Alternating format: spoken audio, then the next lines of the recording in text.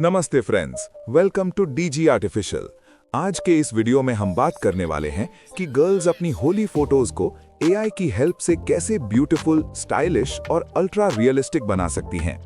आजकल simple photos को AI से एनहांस करके फेस्टिवल लुक देना बहुत इजी हो गया है। आप अपनी नॉर्मल फोटो को कलरफुल होली थीम में कन्वर्ट कर सकते हो, जिसमें नेचुरल स्माइल, फेस पर सॉफ्ट गुलाल इफेक्ट और सिनेमैटिक बैकग्राउंड हो। इससे फोटो एकदम प्रोफेशनल और डीएसएलआर क्वालिटी जैसी लगती है।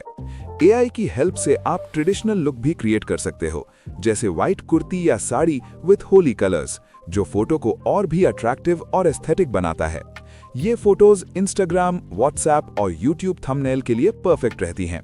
अगर आपको ऐसे और एआई फोटो एडिटिंग आइडियाज और ट्यूटोरियल्स चाहिए, तो वीडियो को लाइक करें और चैनल डीजी आर्टिफिशियल को सब्सक्राइब करना ना भूलें।